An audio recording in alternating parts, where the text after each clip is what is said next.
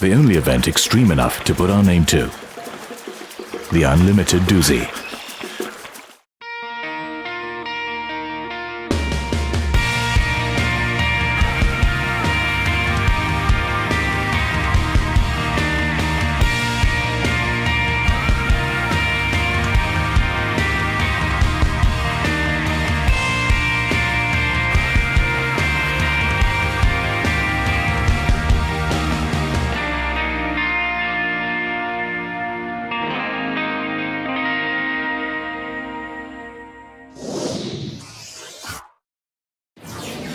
Stage 1 of the Unlimited Dusi Canoe Marathon takes so close on 1,000 K2 cruise, 37 kilometers downstream from here in Kamsdrift Canal in Pietermaritzburg to Dusi Bridge.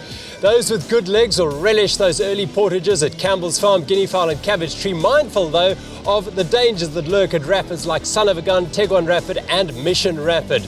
Well, before they get under the way, let's go back to registration and join Dave McLeod. Gerald, there's nothing to beat the buzz at Kamsdrift the day before Dusi. Everybody is here. The elite paddlers getting their final briefings. Everybody's pitching up to get their goodie bags, and the talk is who's going to win it. Now, it's a dangerous game to predict any sporting event, but we're shortlisting 3 men's crews and 2 women's crews. Let's see how they're feeling.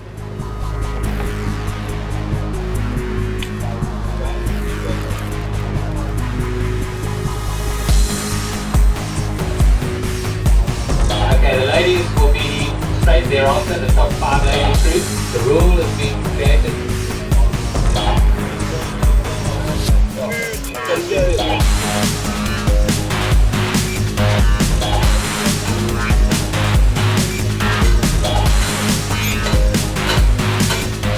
Sean, you had a cracker of a K1 Dusi after your last Olympics, but you're coming off the same sprint pace. What's the plan? Yeah, you know, the Dusi, anything can happen on the Dusi. Our preparation hasn't been unbelievable. We have travelled up, we've come to do our tripping, but there just hasn't been water. So like day 2, we haven't really been able to check out. We've seen all the portages, but we haven't seen the rapids in big water. So yeah, so we haven't had the perfect preparation, but yeah, I've done 5 Dusis now, so I've got a fair bit of experience, and hopefully be able to get us through unscathed. Hopefully they can play a bit of catch up, you know, and we're going to try and conserve as much as we can on the run, because ultimately that's where we're going to probably be our weak link. But yeah, it's a long day out there tomorrow, and anything can happen, and that's what makes it exciting.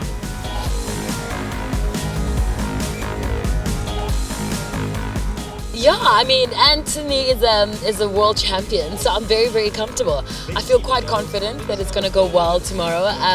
I've been nervous for the past couple of weeks, but we've been training and all is well. Yeah, very sad not to be racing, but at the same time, so excited to be part of a social Dusi for the first time ever. I've always raced to win, and this time to actually go out and enjoy the spirit of the race and take Bonang down, it's really going to be a lot of fun. We feel very confident going in. We've had a good base, good build-up, so we feel prepared, and yeah, it's just now up to these 3 days.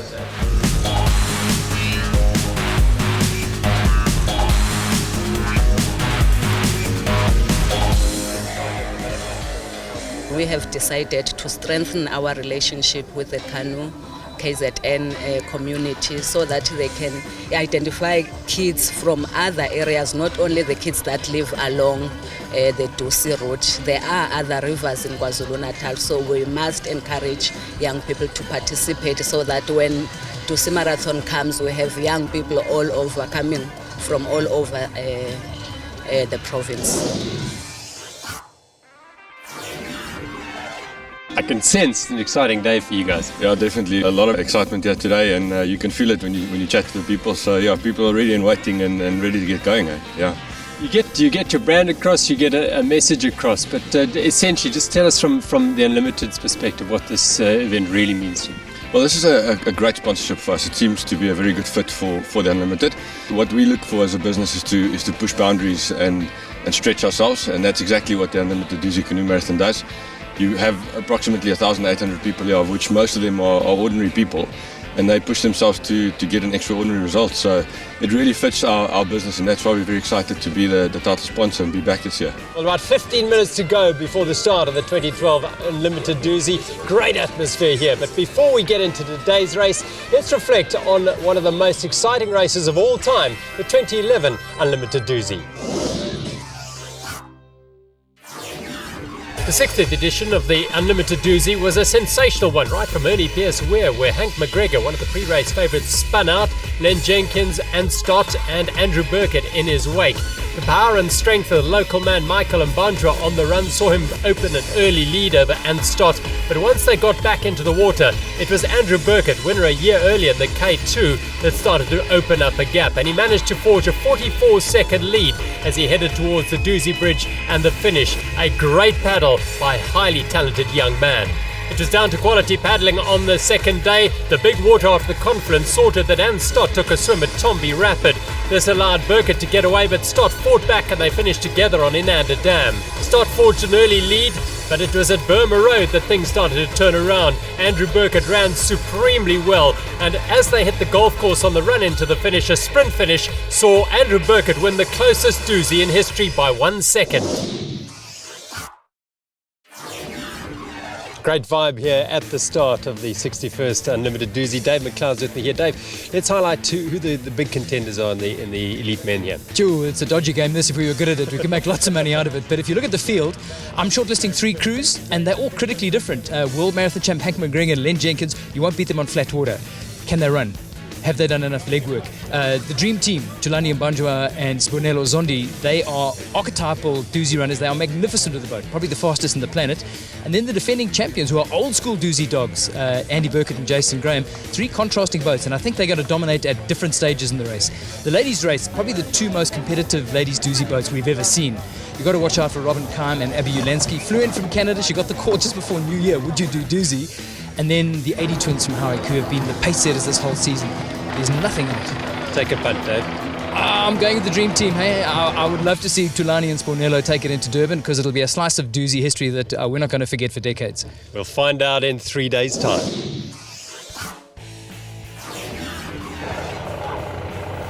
So the seated paddlers and A-Batch lineup. The Carboneers cannon is on standby. Carboneer's cannon sounds, and immediately A-Batch is in all sorts of carnage. Some of the paddlers have jumped the gun, and you can see they've got themselves snarled up in the string that starts this A-Batch, and a whole bunch of fancy paddlers are now struggling to get through the backlog. In fact, 3 or 4 of the paddlers in A-Batch have fallen out. Luckily, none of those have affected the major seeded paddlers, and Hank McGregor and Len Jenkins go streaking away across Camps Drift. Now, let's have a look at that day 1 route. It's a 42-kilometre stage that starts at Camps Drift. A kilometre in is Ernie Pierce. On the outskirts of town, the Witness Weir, which always attracts a big crowd.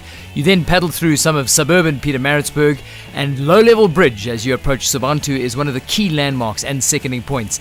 Then the first of the day's portages, Campbell's Portage. It's 4.4 kilometres long, crests at Bishopstow and then puts back into the river.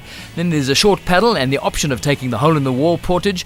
Before the second, this is a 4.1 kilometre portage called Guinea Fowl. This crests the hill, drops back down into a section of the hillside known as Devil's Cauldron, notorious for its heat.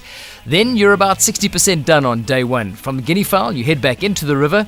It's an exciting section of river which includes Decision, Maze, and then finally Mission Rapids. The high point of the day, technically the most demanding section of river that the paddlers are going to encounter. Mission Rapid also the last key seconding point.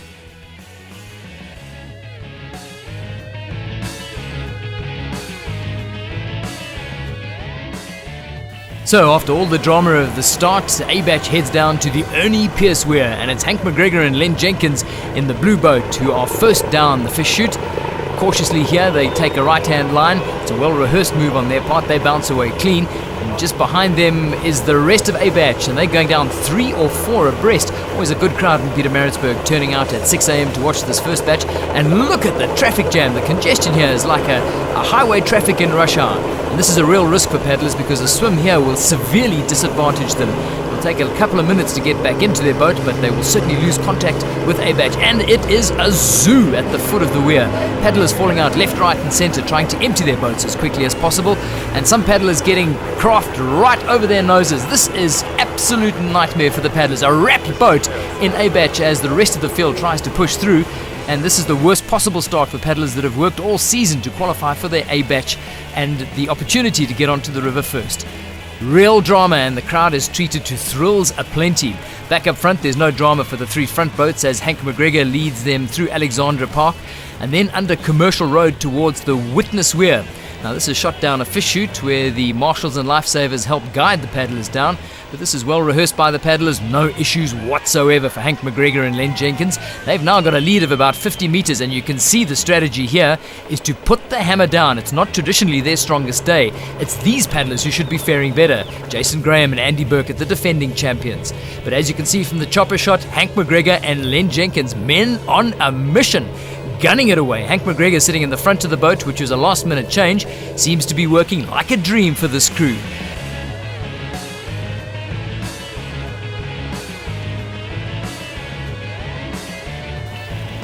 And here's the chasing bunch, Sean and Ben Beggs in the green and white boat, and the defending champs, Andy Burkett and Jason Graham.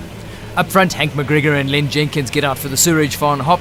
It's a key short portage which cuts out a long loop in the river and makes up valuable minutes at this stage. They're sitting pretty right now, knowing that they are holding all the cards on a day where they weren't expected to be a dominant force. But Hank McGregor, the new world marathon champ, and Len Jenkins, the 2001 K1 champion, looking over his shoulder, and he can see they've got a 30 to 40 second lead over Jason Graham and Andy Burkett. Burkett and Graham, who have conducted their Dusi strategy with the old-time wiliness of Graham Popellis in his prime, they've flown under the radar and have conditioned themselves specifically for the Dusi. Now through the run, Len Jenkins and Hank McGregor, who've done a lot more running training than they've done for any other Dusi before, and it certainly seems to be paying dividends for them as they crest the hill and start stretching their legs onto the long portage at Campbell's Farm. And a split in the race here, because Hank McGregor and Len Jenkins have opted to go up the shorter Pine Tree portage. It's steeper. Now, traditionally, this is regarded as a slightly slower option, and with two very strong running boats behind them, it'll be fascinating to see whether the two other boats take the longer option, and that's exactly what they've done. They've taken out at the Bright Takeout, gone for the full distance of the Campbell's Farm portage. This is a big roll of the dice. Is it going to pay dividends? The Biggses seem to be a bit of a blown force. The running is not their strength. They're great river paddlers. Sean Biggs is one of the best whitewater paddlers in the country, and they've put together a great Dusi campaign. As they get to the top, all smiles. They know they've got a moment to enjoy, bask in the limelight before they have to really dig deep to be competitive over the long portages. Back up front, here comes Sean Rubenstein. He's sitting pretty in the top 10 right now with Steve Farrell, two Cape Townians who are putting in a very concerted bid. And just behind them, there's a strong Gauteng boat. Cam Schoeman, a former world marathon champ K2 gold medalist, and the rest of the A batch highly competitive. In fact, the race for the top 10 is regarded as one of the tightest in many years, as there are 25 crews capable of racing into those top 10 and of course the gold medals. As they get to the top, the crowd recognizes that there's something special going on. The field is concertinaing, and the compaddlers are taking advantage of the seconding station before stretching their legs on the downside after Bishopstowe Hall. Now, where are the other two boats? The paddlers that have come up the Pines portage are going to meet up with the paddlers that have taken the long traditional Campbell's Farm portage. Hank McGregor and Len Jenkins had about a minute and a half at the takeout. Have they been able to run hard enough to preserve that minute and a half? And there they go over the bridge into the orchards, and the answer is no. The two boats have caught them. Bunji and Zondi, the much hyped dream team, bidding to become the first all-black crew to win the Unlimited Dusi title. Bunji, of course, a former winner with Martin Dreyer in 2008, and now with the energetic Spornello Zondi, they're every chance of being on the podium, if not on the top step. Andy Burkett and Jason Graham now pull out into the front. This whole makeup of the front of the race is about to change, and change dramatically.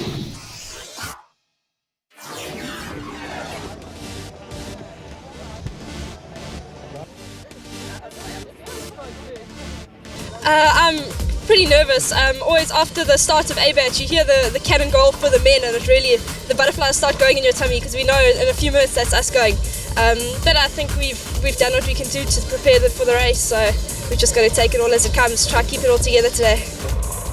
So much talk about this women's title race. Two standout crews in the front row of the 14 boats that have been good enough to earn seeding for this year's the Unlimited Dusi title. And there's a fat incentive for these girls as well, because the Team Bestwar Kayak Centre has offered them 40,000 Rand ahead if they can race into the top 20. And as they go heading off across the flat waters of Camps Drift down towards the Ernie Pierce Weir, there's the opportunity for one of these girls' crews to get to the front. And it's Abby Miedema and Robin Kime that have done the hard work. They get to the weir first. Now, this has been a hoodoo weir for them in the past. They both swum here, and they've done it again. This is uncanny. Abby Ulansky has done it so many times. Robin Kime did it. But what they've done on every occasion is been able to bounce back and win the race despite swimming at the very first obstacle. This leaves the door wide open, and the 80 twins from Howick, Abby and Alex, go tearing off downriver. And as they come out of Alexandra Park, gasps of surprise from the crowd at the witness weir. No Abby Ulansky and Robin Keim, and it's the 80 twins from Howick that are now clear on their own. They've been gifted an opportunity, and you can be sure they plan to take full advantage of it. Jen Hodgson, who's teamed up with Tamika Hoare at the very last moment, Hodgson an Olympian, and Debbie Germake and Carmen Blakeney going really nicely at the front of the ladies' batch. The rest of that seeded batch sliding down the weir with very little problems. And then, of course, very shortly after that, they have to hit that dreaded piece of real estate, going up Campbell's Farm.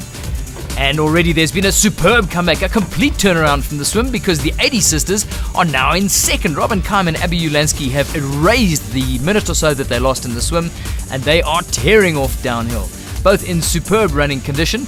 And the 80 sisters now having to look at the opportunity to try and catch up and reel in whatever time has been lost. But a very comfortable and relaxed looking Robin Keim and Abby Ulansky that now crest the top of the hill, run themselves into a commanding position, and now they'll be looking to extend that and stretch that at every opportunity. Shoulders looking a little dropped for Alex and Abby 80. They now know they've got to dig deep if they want to try and minimize the deficit that seems to be growing in front of them.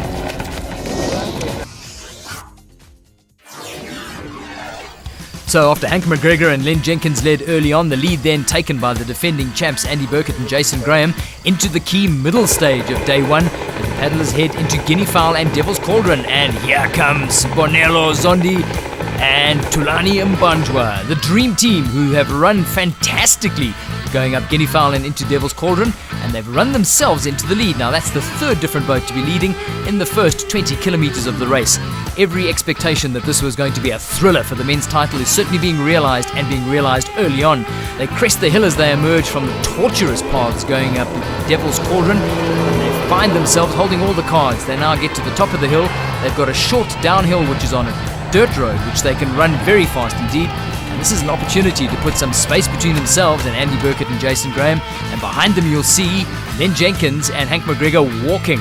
And look how quickly these two run. This is where they have the opportunity to really open up a lead. They're brilliantly fast, and Andy Burkett and Jason Graham are having to dig deep to try and prevent the two guys in front of them from hammering out a significant lead. After this, there's a significant amount of paddling and an opportunity for them to reel in the deficit, but you can see what that deficit is right now. A great run from Sponello Zondi and Tulani Mbanjwa as they head back down to the Dusi River. It's about 20 minutes of paddling, which is going to take them into Maze and Mission Rapids before the portage at Finger Neck. And Andy Burkett and Jason Graham, who are such great Dusi athletes. This is where they're so strong. Look at them, hardly losing any speed as they get down to the water, get their paddles out of the boat, and that seamless flow from the portage into the paddle is something that hasn't happened by accident. This is well rehearsed. They don't put their splash covers on, they get going straight away. They'll put the splash covers on as they get into the small rapid at Decision Rapid. And here go Hank McGregor and Len Jenkins. They're right on the tail of Jason Graham and Andy Burkett. And from being race leaders, you can be sure that they're going to want to stick to these two like glue.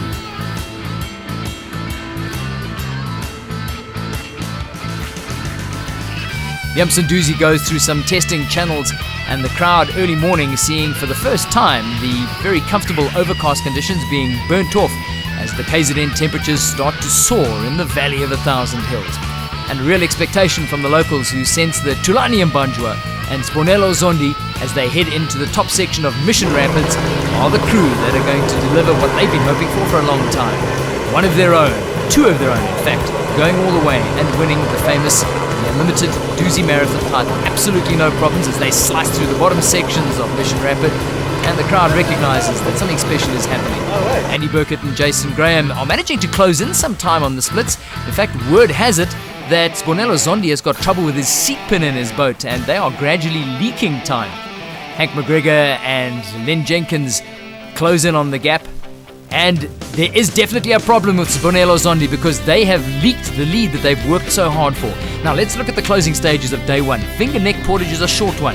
Then a key gamble. Do you stay in the river and paddle where the water is good, or do you go for the third long portage at Cabbage Tree? For the top paddlers, it's probably worth it. but worth seconds more than minutes. Then there's a 20-minute paddle all the way into the finish at Dusi Bridge, a key stage in the race, and you'll see that virtually all of the top three have decided that the run over Cabbage Tree is a must. At this stage, it's Andy Burkett and Jason Graham who've got a 20-meter lead over Tulani Mbanjwa and Sibonelo Zondi, and no sign of Hank McGregor and Len Jenkins, who are falling off the back of this bus. And as they come charging into the finish, it is Jason Graham and Andy Burkett who've managed to keep the straighter line, forcing Tulani Mbanjwa and Sibonelo Zondi into an outside line at the rock. They're able to dig deep, put the hammer down, and they're going to claim the line honours at the end of what has been a captivating first stage of the Unlimited Dusi Canoe Marathon. So it was a close race out there for us today.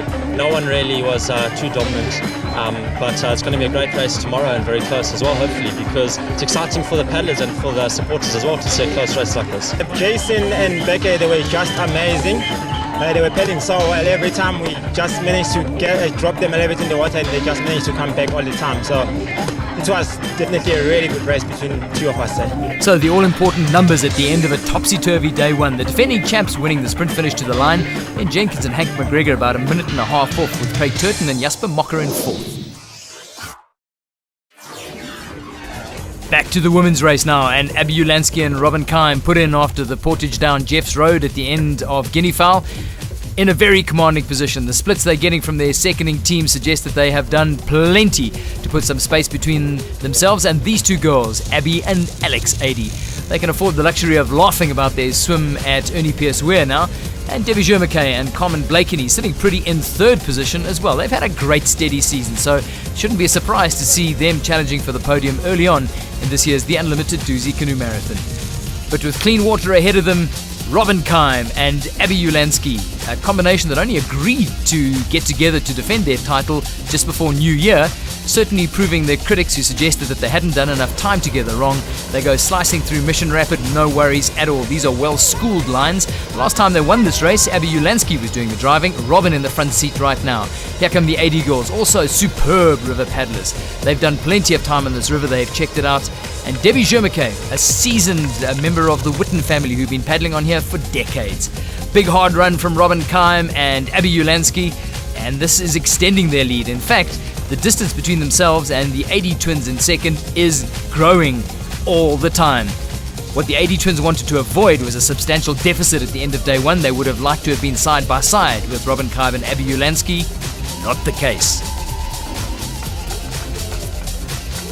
Mission accomplished. A come from behind charge, and now they can afford time to catch their breath and look at the stopwatch. The AD girls arrive, and the gap is now 10 minutes.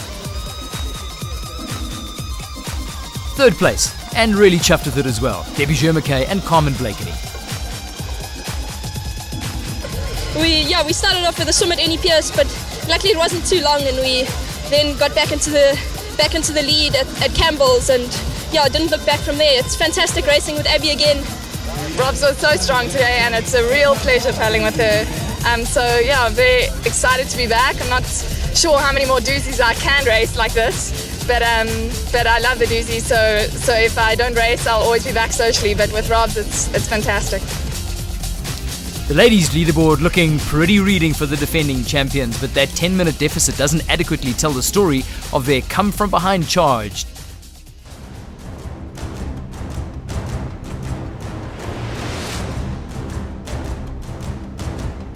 This is the Ginger Army. C.S. Duplessis, the 5FM sports presenter, is the captain of our Ginger Army. We're going into the valley to raise awareness for the Unlimited Child and the work that they do. So these are Gingers, boys. It's going to be hot, but it's going to be worth it.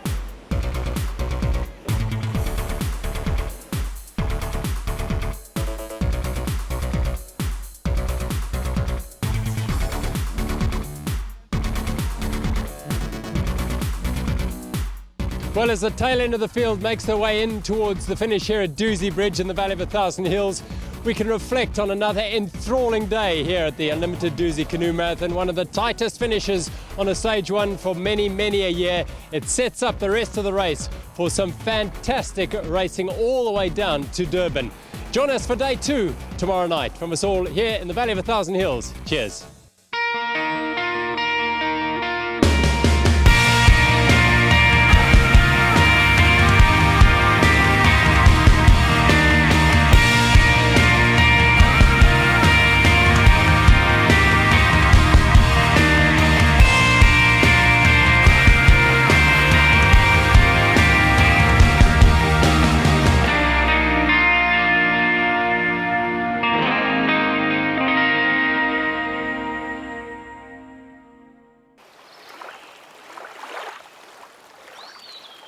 The Unlimited Dusi was proudly brought to you by The Unlimited, your everything.